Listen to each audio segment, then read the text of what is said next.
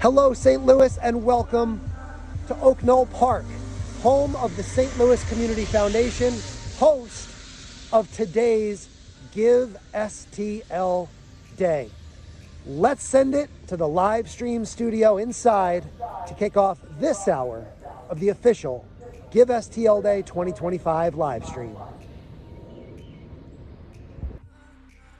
Hey everybody, we are back with the live stream. I'm Elizabeth George. I'm the Director of Economic Mobility here at the St. Louis Community Foundation. And as we are doing at the top of every hour of the live stream, another $100,000 raise. We've crossed 1.5 million, yay! As we're doing at the top of all of our hours, we're starting with a collaboration. And I am so excited to bring these two organizations to you and so that I can learn more about what they're doing together. Today we have the Migrant and Immigrant Community Action Project, or MICA, an organization I've known for many years and just think the world of, and LifeWise STL, formerly Kingdom House, although I think by now, Scott, you should be able to just say LifeWise, but we're getting there slowly but surely. Getting there slowly but surely. Another one that I've had a 20-year relationship Absolutely. with. So these are two spectacular organizations that are collaborating on some special work that we're going to get to hear a little bit about. So I'm going to throw it open to the two. Well, let me introduce Scott Walker, the CEO of LifeWise, Jessica Mayo, who is the one of the co-founders of MICA, and Amanda Lopez. And Amanda, I don't know your role, but that's okay. We're just glad you're here. So I'm going to throw it open to the three of you. Tell us about what you are doing together, what this collaboration is all about. Well, we are very grateful to have strong partners throughout the St. Louis community. The immigrant services nonprofit groups are all very collaborative and really do a lot of joint programming. The St. Louis region, I think all of us struggle with capacity because we're not known as an area that has a ton of immigrants. But we have a great group that is coming together to really confront those challenges. A lot of the MICA Project's clients go to LifeWise for therapy or financial resources and counseling. And we have a lot of clients from LifeWise as well. Right, that they step back and you support us with legal and other support systems. It really does take both of us and all of us. I often talk about in St. Louis, we're all just one piece of a puzzle, and it takes all of us to make the complete picture. So we've always valued the partnership with MICA and have had, it's almost like we share a building sometimes, but that's all good. So. Yeah, that's really fun. So how does that work when you're referring clients back and forth? Is it just, you're like, oh, hey, this person has some legal issues, we'll send them over to MICA, or this person needs a certified financial social worker, we'll send them to LifeWise? How does that work? Well, the neat piece about that is our staffs are almost connected by the hip. So it's just kind of like we're all working around the same cause, but we're in separate buildings. So there's a easy, quick phone call for referrals. And it doesn't take a lot because we've worked so seamlessly together for so long. Mm-hmm. Both of our staffs have really focused on having bilingual and multilingual staffs, and so that's one of the reasons why the collaboration has been so effective, I think. Mm-hmm. Mm-hmm. And there's a lot going on these days in the immigrant world, isn't there? Just a little bit. So it's been a busy year for our teams, and I think to the credit of our teams, they hit the ground running January 1st, knowing that it was going to be an interesting year, and put together a lot of programming that not only the two of us collaborated on, but brought in other immigrant providers for, to be sure that our participants were ready for what potentially could be happening this year. Yeah, additionally, I feel like for the MICA project, we have really hit the ground running this year. So far, we have been able to reach about 1,500 individuals with several workshops, educational programs, community consults. We've been providing help with different legal issues and then connecting them to resources with LifeWise and other organizations. And it has been a lot of work, and we have developed different systems to keep everyone accountable and help us just, foster that empowerment in the community. That's terrific. That's great. How did you two organizations find each other? What was the spark that brought you together in this kind of collaboration? I think it really expanded whenever MICA added a client support services department. So our primary work has generally been providing legal services to immigrants and their families in their immigration-related issues, seeking permanent status here in the United States. But our client support services department provides a lot of resources outside of the legal case, including connections to various providers throughout the region. So once we started that department several years ago, LifeWise was probably one of the earliest connections. Oh, that's great. Yeah, we all do pieces of it, and so it really does take us all to do it. And I think, at times you've even had office hours at LifeWise, because we can then know how to schedule our participants in. It's a dedicated time that they had in our space, so it's really worked very, very well.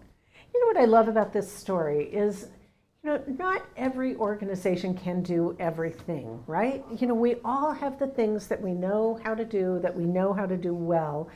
And rather than trying to be all things to all people, you two organizations have found each other and found ways to make it work. But making it work is never that easy, right? It always sounds good, go off and collaborate. But, one, you have to have that trust to begin with. But also there are bumps in the road. Can you talk a little bit about, maybe one of those bumps in the road and how you kind of got past it? I think that's good for other nonprofits to hear as well. One of our biggest challenges internally and in collaborations is capacity. There's never enough people to do the work. We started out in 2012 with just 2 employees and now have 20. And we are still all very busy, especially in this current environment, trying to respond to the needs of the immigrant community. So whenever there's a referral of a legal case, and finding someone who's available to do a consult or take on the entire case can sometimes be a challenge.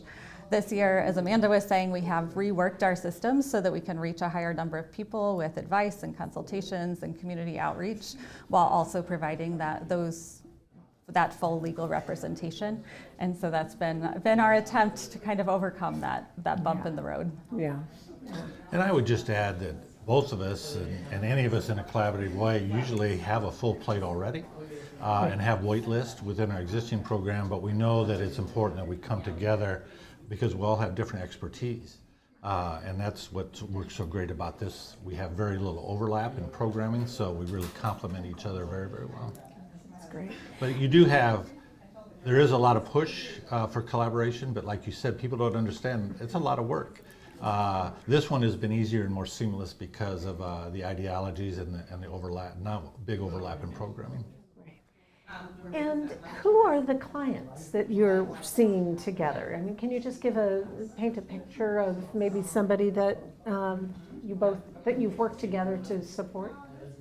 Well, for us, a big piece of what we do and then refer over is in our economic wellness and our emotional wellness programming, where we have somebody that comes in that has a particular need around those areas, but we find out very quickly that they have some legal needs as well. Mm-hmm. So it's very easy to transfer them over in that way, because they may not be able to make the progress with us in those programs if they have some legal issues holding them back.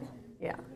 Yeah, so Yeah, so when our clients are generally immigrants or sometimes they're family members. There are a lot of mixed status families. We work with a lot of mothers with children, and often they've been victims of crime or abuse in the past. So very often referring them over for those emotional wellness services. Because we think about, like, this is a social worky thing, but Maslow's hierarchy of needs, and sometimes the legal needs are not at the top of the pyramid for people. They need to figure out their financial wellness or their emotional wellness before they're really able to take on the legal case. And sometimes we don't expect it, but it's actually the opposite. It's really hard for them to focus on therapy or something else before they're able to have some degree of confidence about where their legal case is going. So that way we can really work together to make sure that they are getting whatever they need in order to be able to move their life forward. That's so great. That's so great. You know, I love hearing about the collaborations, but I want to make sure that everybody out there knows a little more about both of your organizations. So I'm going to pick on Scott first to talk about LifeWise. We've heard a tiny bit, but why don't you tell us a little more about LifeWise and your perspective on how to help families? Well, that'd be great. We, like you mentioned, we've been around since 1902 as Kingdom House. But really in the last several years, 14, 15 years, we really tried to transition our programming. Sometimes the work just stabilizes people where they're at, and we really moved our programming and brought in staff that really create transformational work. Because that's what anybody deserves. Nobody needs to be just stabilized where they're at. They need to be given the opportunities to have the life that they want. So we've expanded and grown our program from 2 social workers to 15 that run programs. We are pretty holistic in that we work in an early child center environment all the way to seniors.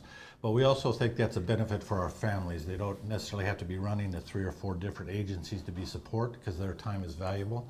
And our success is based on the relationship and the deep relationship we have with our participants and through their involvement. So when we were doing stabilization work, a participant may have been in the building 3 times for a coaching session or a class a year. Today they average 49 times a year. Wow. So they are hardworking folks and really want a better life. So our goal is to set the table and walk with them and support them in their journey. And greater success comes out of a transformational program than stabilization. So it's great to see folks buying houses and buying cars or going off to college and graduating from college, opening up businesses. And for us, we've always worked in the South Side neighborhood, but really have a much bigger focus to the overall St. Louis area. When we were started in 1902, we were started as an immigrant agency to support immigrants working in factories that weren't paying living wages. So you're back at it. We're back at it, and happy to be. So yeah, that's wonderful. You know, Scott, I had the benefit of having worked with LifeWise for a long time, and I know you have early child care that's Head Start funded, and you've got a seniors program that's been supported through the VISTA program, and some of these programs I know are suffering from the cuts from the federal budget. How is that impacting you? Well, it impacts us, and it impacts and adds to the stress and anxiety of our participants. The AmeriCorps program, which runs our senior companion piece, is one of the more recent ones to take very, very heavy cuts. Most of the state organization is cut back, and the national has been cut back relatively. So right now we're still being funded, but from day to day we don't know long term. The real concern piece and the big piece is Head Start. It is such a foundational program, not only for young scholars who people don't realize that most 85% of brain development happens by age 5. So to be able to have them in a licensed, accredited program where they can learn, and to be able to support the parents so they can go out and work, go to school, or in a job training program which is required so that they can better themselves and provide for their family. It is a foundational piece, and society wouldn't be where it is today without that program. And there's a lot of talk about that being cut. I understand it's got some small piece in the budget at this point, but the other pieces are our feeding programs where we get reimbursed for lunches and suppers that we feed the kids. Yeah. It doesn't look like it's going to survive. We'll see.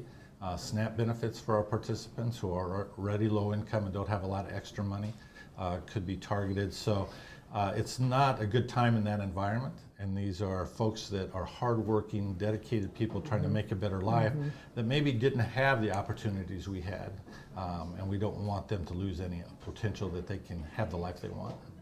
You know, and that makes Give STL Day even Absolutely. more important. So as you are thinking about your giving, remember what Scott has said, and remember also that this is a power hour, so all donations are available for a little extra boost from the St. Louis Community Foundation.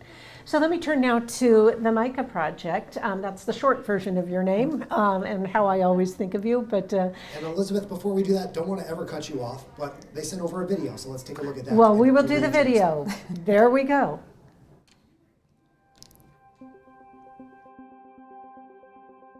The MICA Project is a community organization that works with immigrants to overcome barriers to justice. We work with immigrants on immigration cases. So that can be defensive proceedings where immigrants are in immigration court, or affirmative benefit applications where they're applying for something like citizenship or a work permit. There is a lot of people in the immigrant community who do not have the connections or know where to go whenever they initially arrive to the country. They are looking for help but don't know what to do. So I feel like the MICA Project is there to help them on the right path. When immigrant communities thrive, the entire St. Louis region thrives.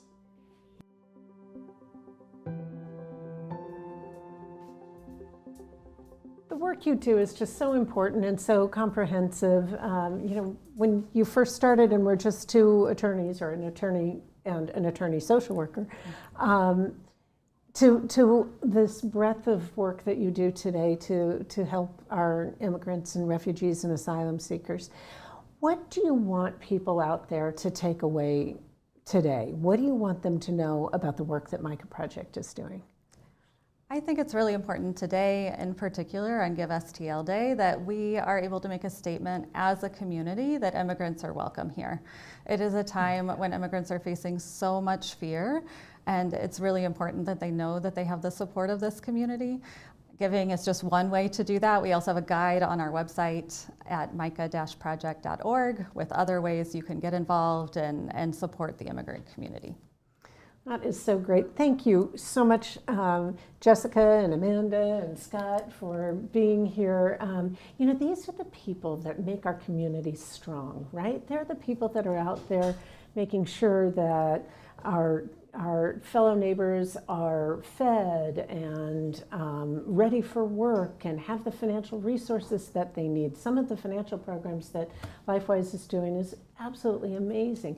That our new neighbors feel safe and secure in this community that we've built around them. So give. Give today, Give STL Day, www.givestlday.org. And as I like to say, give to one you know. If you knew these two organizations before, keep going. One you might have heard of, but you want to know better. Again, could be one of these. Or one you didn't know at all before. And again, LifeWise and MICA are two fabulous organizations if you didn't know them before. Thank you so much for your time. And enjoy the rest of the day. The sun has come out. How about that? As it should, for the good work that's being done here today, right? Thank you very much. Thank you. Thanks. All right, we'll be back in 60 seconds with Becky from Sales Community Development. Don't go anywhere. This is Give STL Day 2025 live. Thank you guys so much for being here. Thank you. Really appreciate it. Okie doke. Oops. We're still on? I told my diet coke out.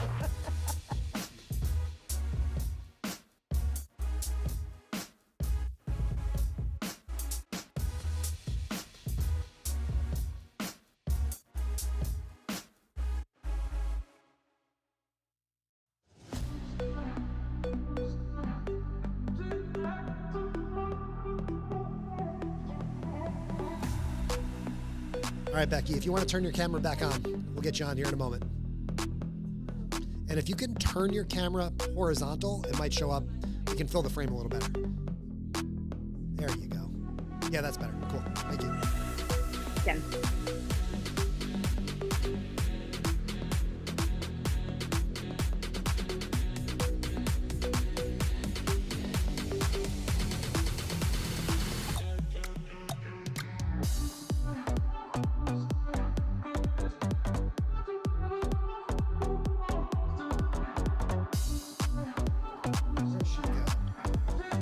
Becky, turn that camera back on.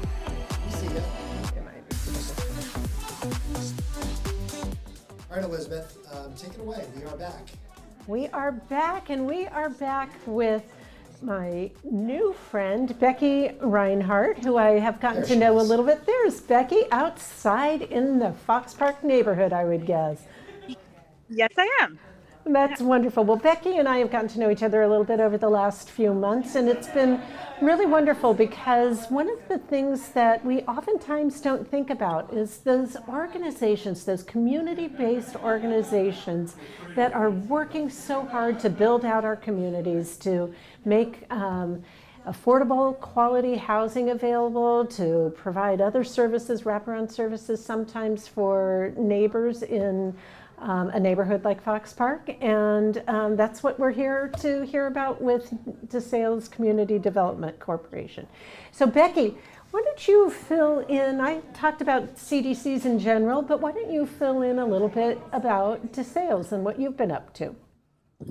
Sure, yeah. DeSales Community Development is a nonprofit community development organization that historically has served the Fox Park and Tower Grove East neighborhoods in South St. Louis through housing development, property management, and community services, as Elizabeth mentioned, wraparound services. And really our housing development has largely focused on affordable housing and historic rehab. And we've really found it to be an incredible tool for neighborhood revitalization. So now we are working on several new projects, including historic rehab, new construction, affordable rental housing, and market rate, as well as deeply affordable housing for those most in need in neighborhoods like Dutchtown, Benton Park West, Peabody Darst Webby. And the reason I'm here in Fox Park on the 2600 block of California is I wanted to highlight that we will also be rehabbing many of the buildings that we originally renovated and created as affordable housing back in the early 1990s. So a lot of these 4-family homes and 2-family townhomes that are so prevalent in our beautiful St. Louis City neighborhoods, where we can both restore the buildings and preserve affordability and rental housing in a great neighborhood like Fox Park for 30 years to come. That is so cool. I love it that, you know, these buildings that you had done a long time ago, and so what are we talking about? You know, 35 years ago, we all need a new kitchen after 35 years, right? Indeed. And yeah, rental units may serve many different families during that time, or one family that stays a long time, but they need continuous upkeep over the years. Yeah. So, Becky, I think I also heard you say a couple weeks ago that you're looking at building something like 120 new units. Where will those be? Yeah, so that's a couple of different projects that we're working on, including one in really Carondelet, but sort of where Carondelet meets Dutchtown meets Mount Pleasant down in South St. Louis. That will be a 78-unit development that will include primarily affordable rental housing, as well as, like I said, that deeply affordable housing and some market rate units and commercial space. So it's going to be truly a revitalization project for the whole neighborhood that's restoring mixed use space to the Virginia Avenue commercial district down just as you go down Virginia towards Carondelet. And then another one is a 49-unit senior housing development that will be, I'm sorry, I'm having trouble keeping myself on camera. There you go. We see you, though. That's me. In Benton Park West at the corner of Jefferson and Arsenal, which has been vacant for over 20 years, has been city owned for over 20 years. And this is just a large swath of land currently. And there we will be building a 49-unit senior housing development. Transit-oriented development right there on Jefferson, on the Jefferson bus line and the Arsenal bus line. And we'll have a small retail space there as well. So what you see in those projects, as well as the work that we've done in our almost 50 years of existence here in Fox Park and Tower Grove East, is that it's not just a commitment to housing development, which we know there's such a great need for affordable housing in St. Louis, but also using that as a tool for neighborhood revitalization. that includes commercial space that is managed by a on-the-ground mission-driven organization, us, and includes, other types of community development efforts, programming for our residents and the neighbors at large, opportunities like community gardening. This is DeSales Community Garden here on California, and ways to engage in vitality in the neighborhood. Oh, Becky, you're breaking up a little bit, so we're going to say goodbye, but isn't it great what they're doing? I just love our community development corporations. I love DeSales. They've been just really such an important part of the community development in the two neighborhoods, Fox Park and Terra Grove East, and to see their work expanding out is really, really special. If you believe in on-the-ground, grassroots, well-managed community development, you can support an organization like DeSales Community Development. www.givestlday.org. I almost forgot for a minute there. Give $10, give $100,000, give anything in between. No gift is too small, no gift is too large. Thank you so much for taking some time with us today, Becky. We'll see you soon. Thank you so much. Bye. Bye. All right, Elizabeth, we'll be back in 60 seconds with Foster and Adoptive Care Coalition. We're going to get them seated here. Yep. And you're right back. There we go. See you in a bit.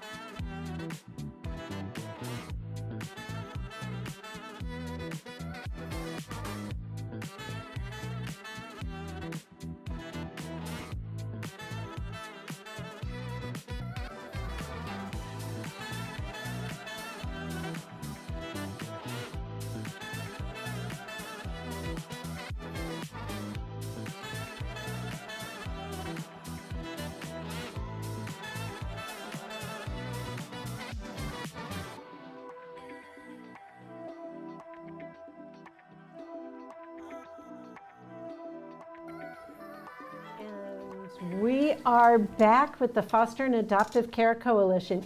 One of the things I love about this noon hour is that I have known many of these organizations for a long time, including Foster and Adoptive Care Coalition. So today we have Tricia Gordon, who's the Chief Growth Officer, and Joanna Reed, who is the Strategic Impact Manager, that are going to tell us a little bit about the really important work that you do, and I hope a little bit about the incredible growth that you've had and that you are projecting. So. Well, thank you, Elizabeth. It's an honor to be here on Give STL Day. Foster and Adoptive Care Coalition is going to be celebrating 36 years as of May. And so we are proud to be on a path of being able to serve 100% of the youth that are entering foster care by 2029. And currently we're serving roughly about 35% of those youth. So Give STL Day will give us the opportunity to continue to grow and expand, not just as an organization and a staff team, but truly amongst our programs and services for the youth that we're able to reach. And let me tell you about how Foster and Adoptive Care Coalition works with Give STL Day. This is an organization that, about 6 or 7 years ago said, why do we do these big fundraisers? They drive us crazy. We're just going to pour our work into Give STL Day. So they have set a very, very large goal of $130,000, and we are going to make sure that it happens. Every dollar is matched. So tell me about how you're going to get to 100% of the kids. What are some of those key programs? Some of those key programs are 30 Days to Family, which is an amazing program that works to diligently identify kinship or friends of the family that can take a child in care early on in the process as opposed to later down the line. So as opposed to putting them in the home of a stranger, the goal with the 30 Days to Family is to place them with a kinship or a family friend.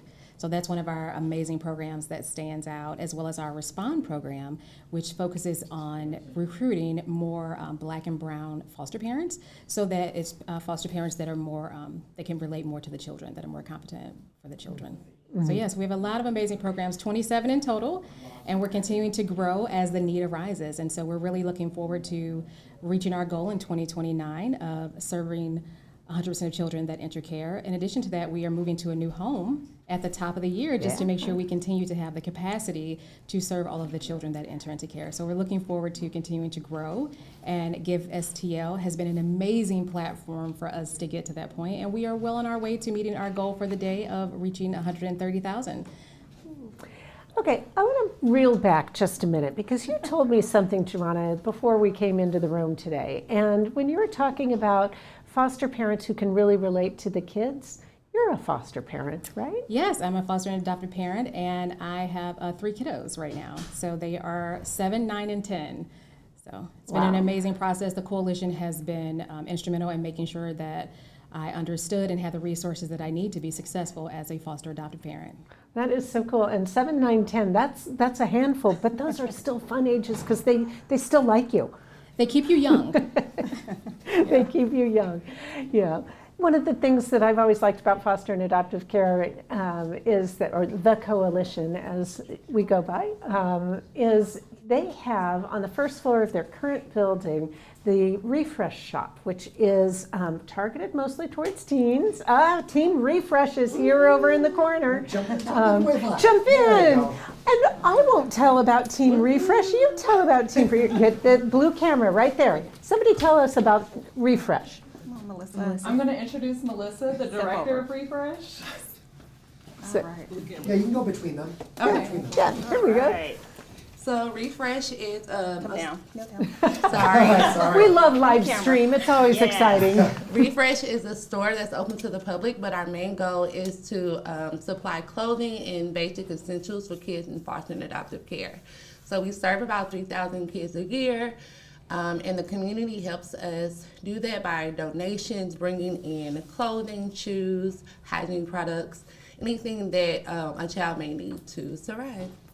Yeah, and if you don't want to pay a couple $100 for a prom dress, Refresh is the place to go. Anyway, thank you. So there's so much good stuff, so many different ways Foster and Adoptive Care Coalition serves our community.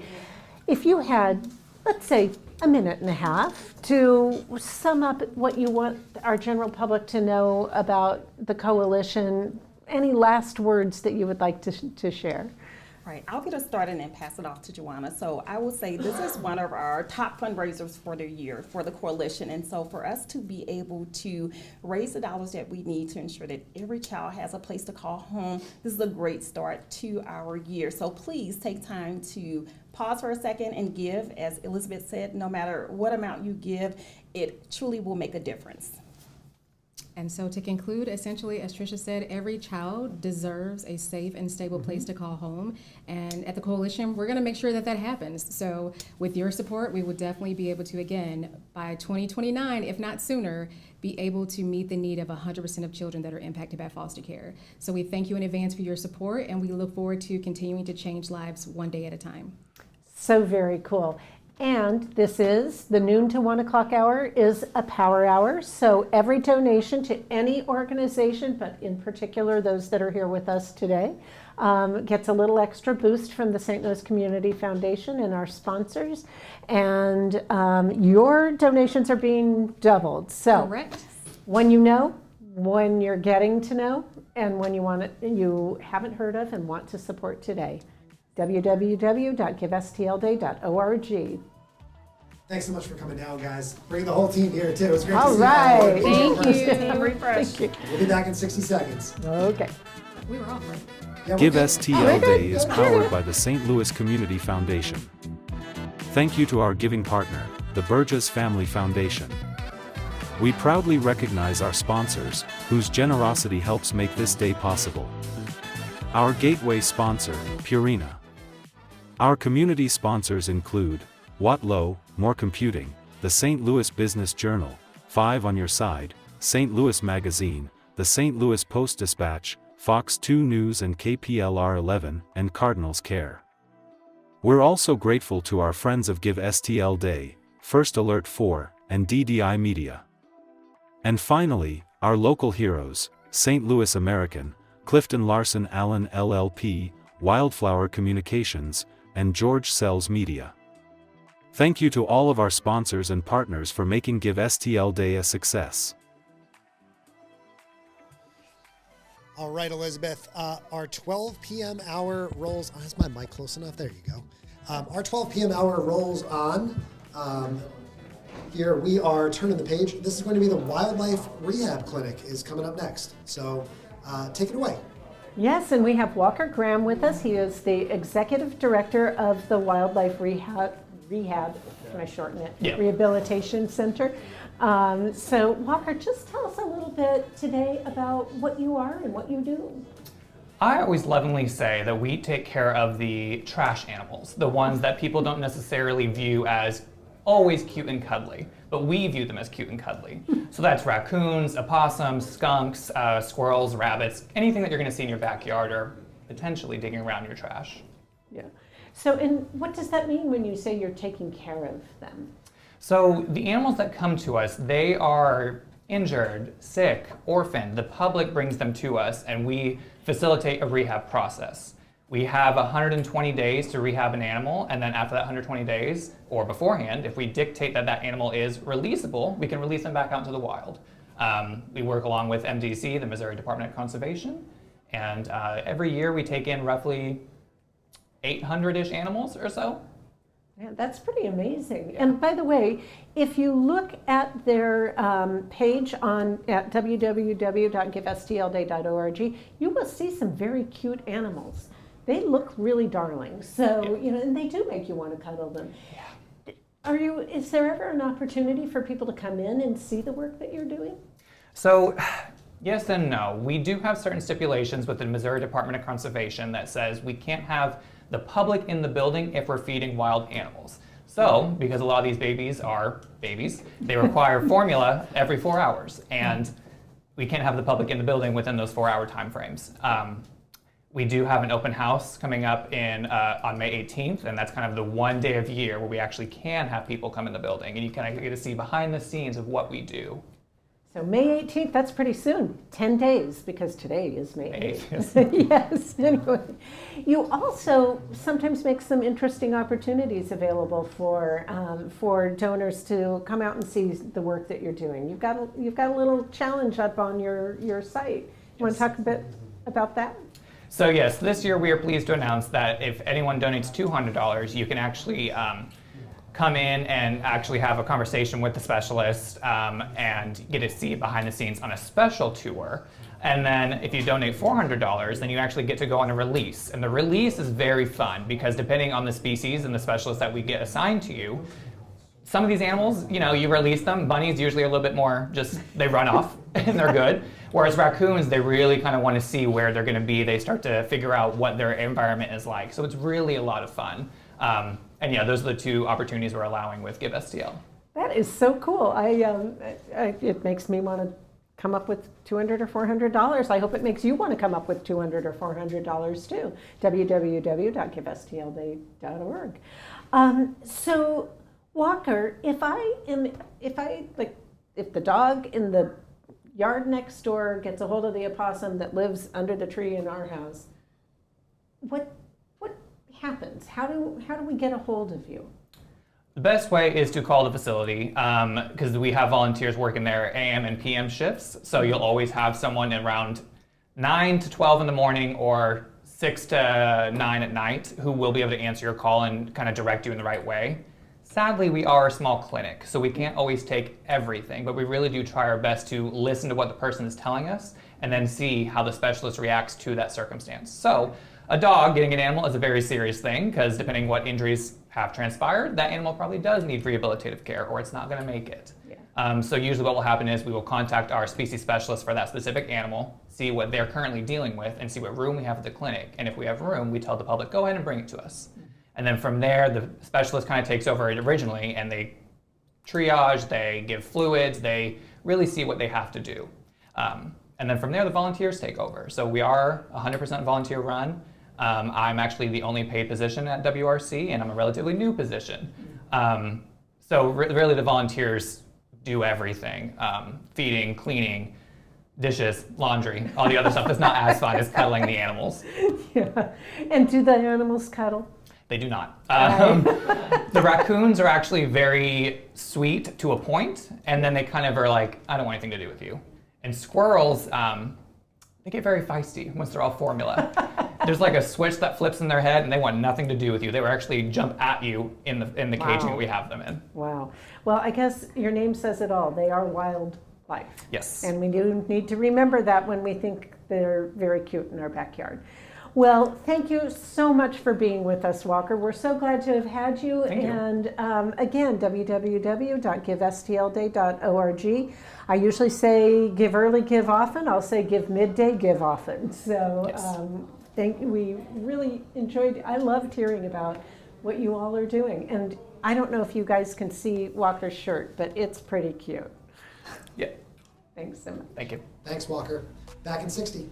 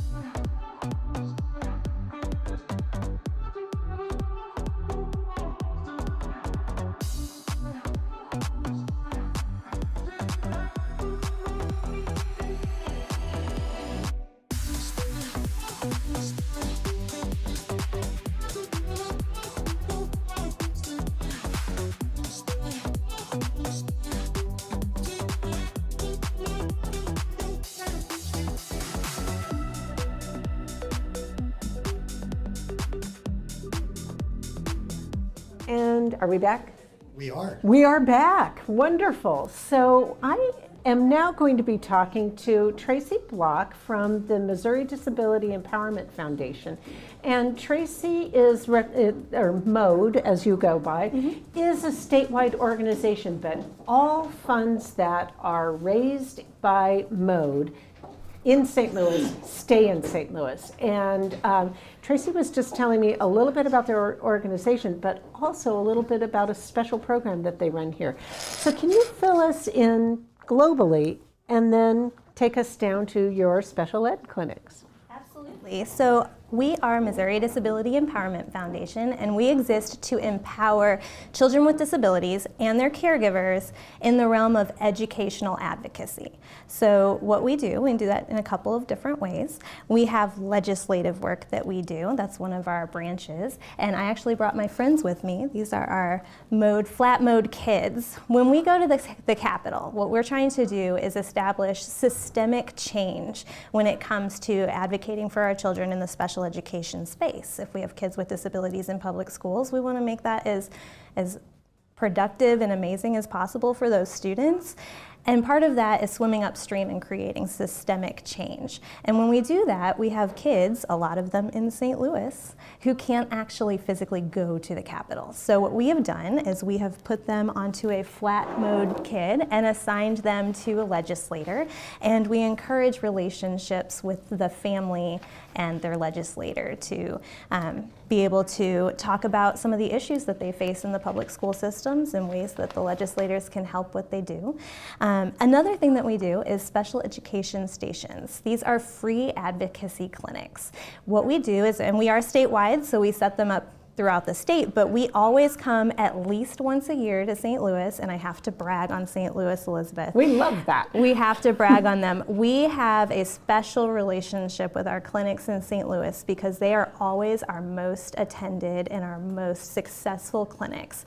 What you will find when you come to one of our clinics is you can walk in and we will bring all of our advocates and our special education attorneys, and we'll even gather up local resources and service providers for your area and put them all in one place. And you can come and have all of your questions answered and discuss any issues that you may be having with your special education team, and we will help you navigate that process and come up with an action plan on what to do with your child in the special education process.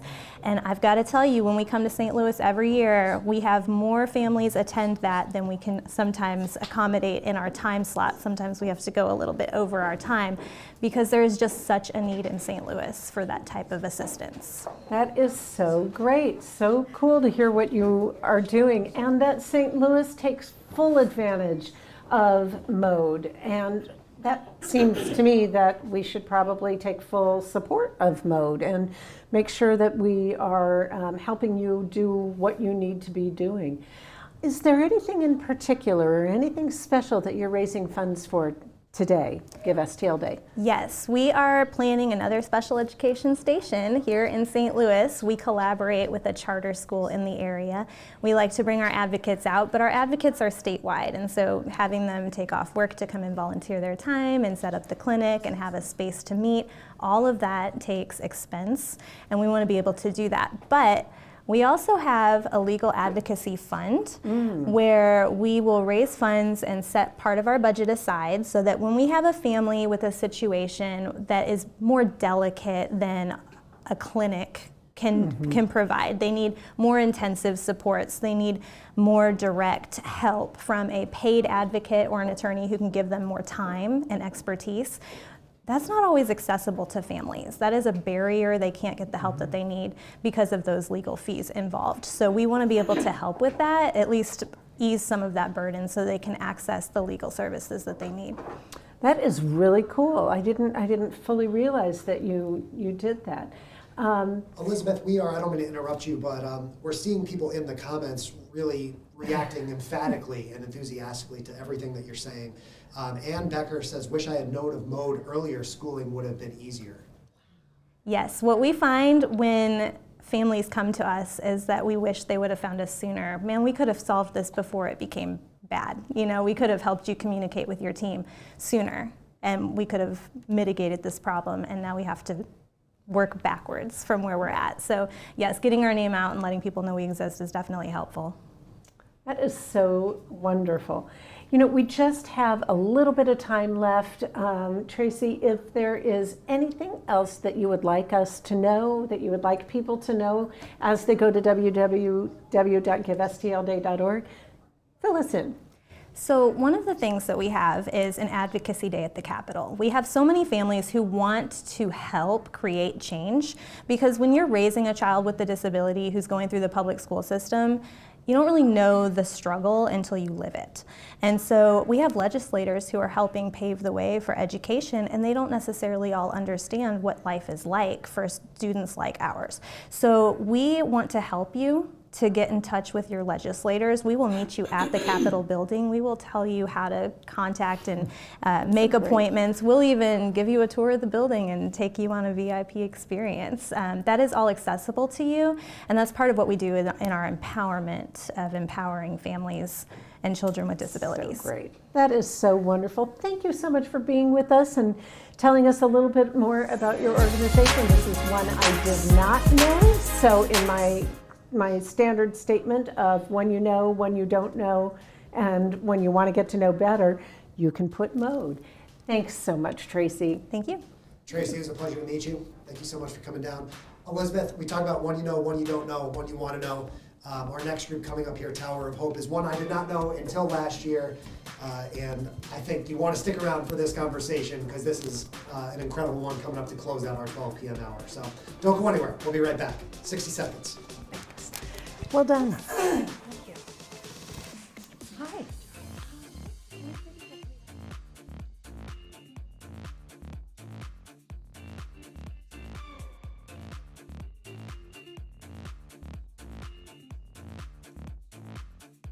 Thank you so much.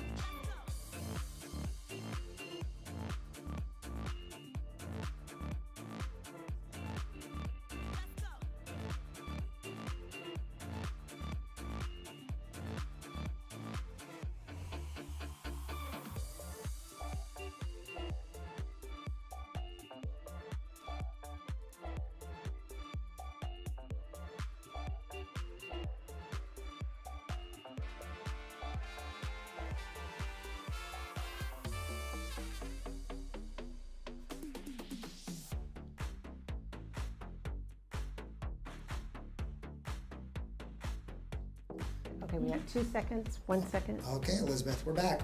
We are back, and I am really excited to get to know Tower of Hope Ministries, because if Chris says they're a fabulous organization, I'm going to believe they're a fabulous organization. We have 2 people with us from Tower of Hope. We have Dr. Dora Washington, who's the director and the founder and an author of a book called Up From These Ashes. And we have Terry Pursley, who is the social impact director at Tower of Hope.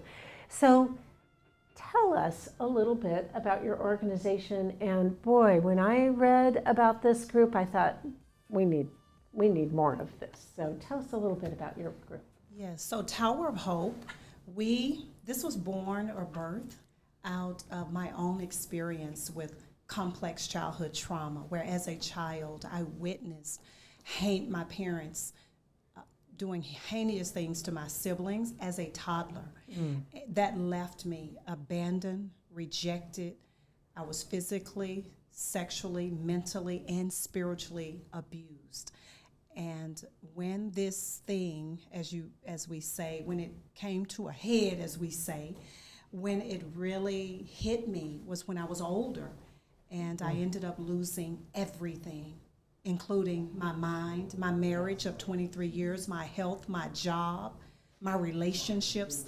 And so I didn't want anyone else to have to go through all of that.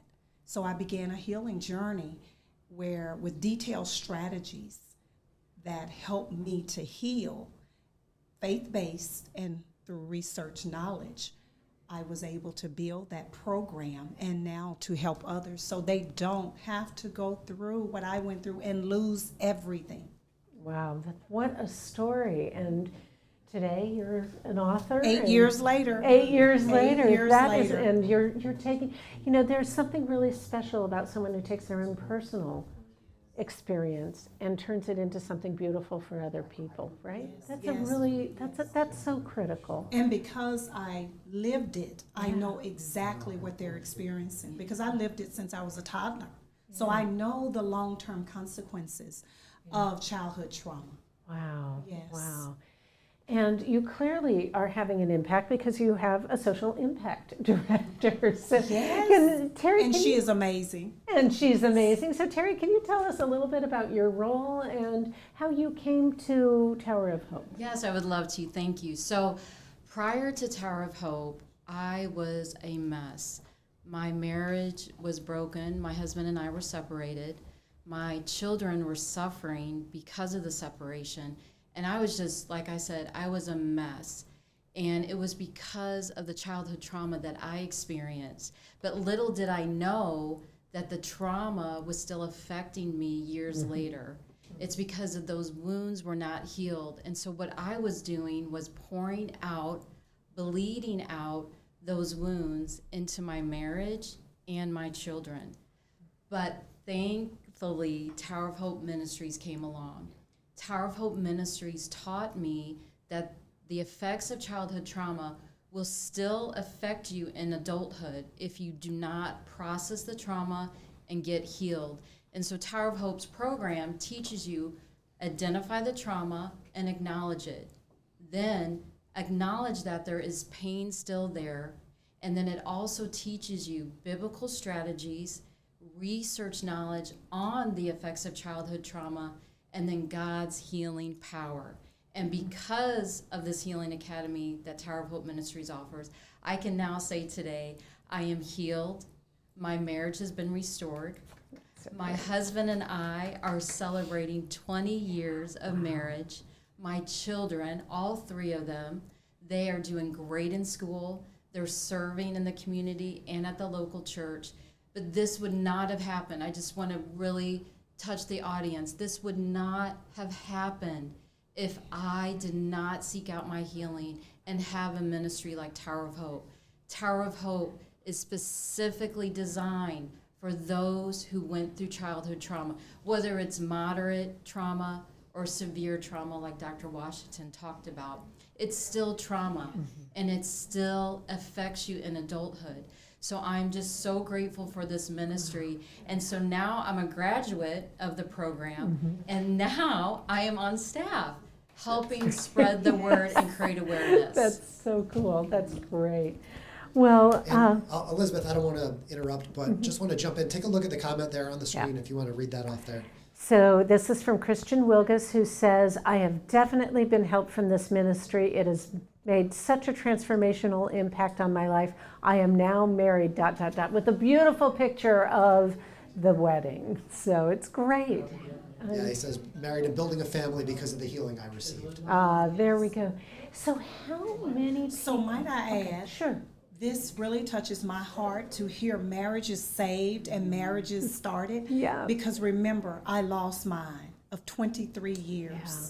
So this is like giving back to me. This is healing all over again for me.